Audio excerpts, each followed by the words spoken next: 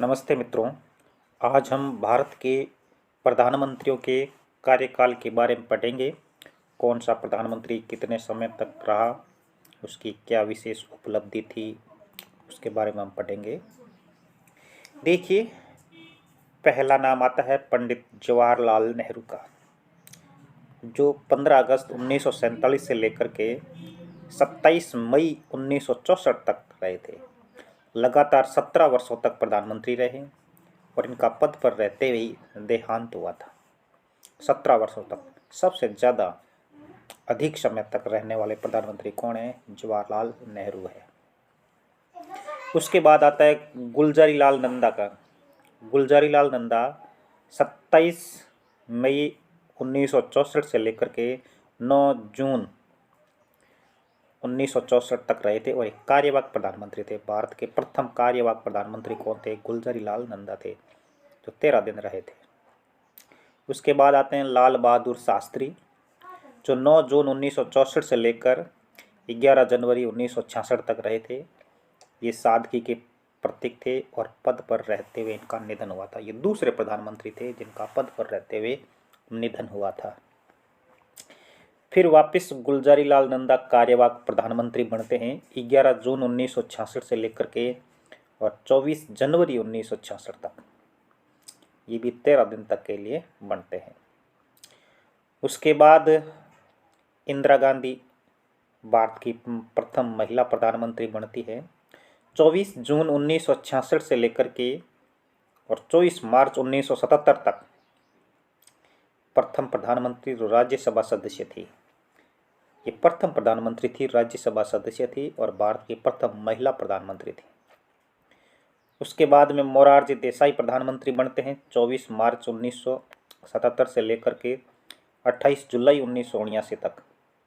प्रथम गैर कांग्रेसी प्रधानमंत्री। तो भारत के प्रथम गैर कांग्रेसी प्रधानमंत्री कौन थे? मोरारजी देसाई थे।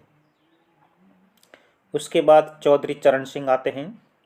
चौधरी चरण सिंह 28 जुलाई 1979 से लेकर के 14 जनवरी 1980 तक रहते हैं।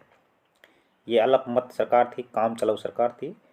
अल्पमत सरकार के प्रधानमंत्री थे, चौधरी चरण सिंह थे। उसके बाद वापस इंदिरा गांधी प्रधानमंत्री बनते हैं 14 जनवरी 1980 से लेकर के 31 दिसंबर 1984 तक।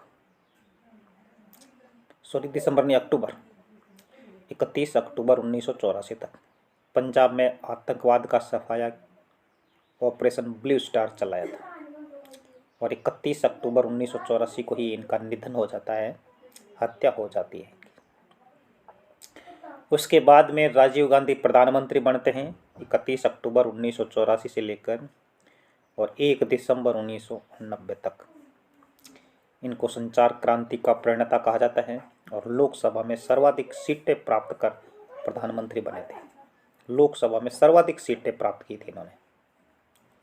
राजीव गांधी के बाद में वीपी सिंह प्रधानमंत्री बनते हैं 1 दिसंबर 1989 से लेकर के और 10 नवंबर 1990 तक।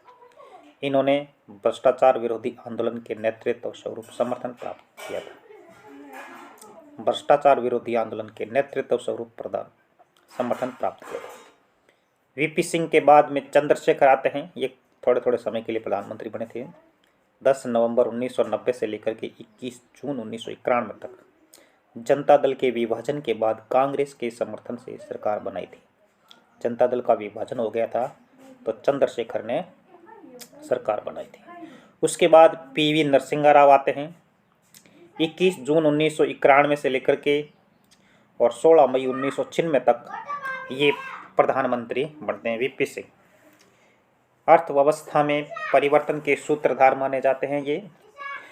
उसके बाद अटल बिहारी वाजपेयी प्रधानमंत्री बनते हैं पीवी नरसिम्हा राव से बाद में। अटल बिहारी वाजपेयी 16 मई 1996 से लेकर के 1 जून 1996 तक बहुमत सिद्ध करने में असफल रहे थे।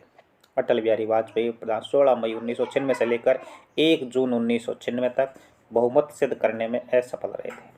उसके बाद HD देवगौड़ा प्रधानमंत्री बनते हैं 1 जून 1996 से लेकर 21 अप्रैल 1997 तक। नियुक्ति के वक्त ये संसद के सदस्य नहीं थे। HD देवगौड़ा किसी संसद के सदस्य नहीं थे, ना राज्यसभा के थे ना लोकसभा के थे। देवगौड़ा के बाद इंद्र कुमार गुजराल आते हैं और 21 अप्रैल 1997 से लेकर 18 मार्च 1998 तक इंद्र कुमार गुजराल प्रधानमंत्री रहते हैं। कांग्रेस के समर्थन के कारण देवगौड़ा को बदलकर गुजराल को प्रधानमंत्री बनाया गया था। उसके बाद अटल बिहारी वाजपेयी वापस आते हैं। 18 मार्च 1998 से लेकर के 22 मई 2004 तक अटल बिहारी वाजपेयी प्रधानमंत्री रहते हैं। 1999 में इनकी एक मत से सरकार गिरी थी और 1999 में पुनः गठबंधन सरकार इन्होंने नेतृत्व किया था। उसके बाद में डॉक्टर मनमोहन सिंह आते हैं।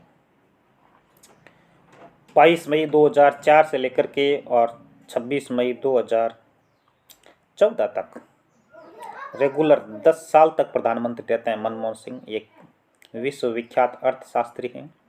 उसके बाद में नरेंद्र मोदी आते हैं। 26 मई 2014 से लगातार प्रधानमंत्री हैं। 2019 में जो चुनाव हुआ था उसमें भी इन्होंने अच्छे वोटों से जीत हासिल की थी। 1984 के पहले के चुनाव के बाद किसी एक दल को स्पष्ट बहुमत नहीं मिला था। उससे पहले राजीव गांधी ने सबसे ज़्यादा सीटें लोकसभा में जीत करके प्रधानमंत्री बने थे और उसके बाद नरेंद्र मोदी ही ऐसे प्रधानमंत्री है जो लोकसभा में सबसे अधिक सीटें जीती और बहुमत का आंकड़ा प्राप्त किया। तो साथियों, हमने ये भारत के प्रधानमंत्रियों के बारे में पढ़ा, कौन सा प्रधानमंत्री कहाँ तक रहा। आप इनका बार बार अध्ययन कीजिए, प्रश्न जरूर आता है इसमें से 1 या 2 प्रश्न। धन्यवाद साथियों, बहुत बहुत धन्यवाद। चैनल को सब्सक्राइब कीजिए, लाइक कीजिए, कमेंट कीजिए, शेयर कीजिए।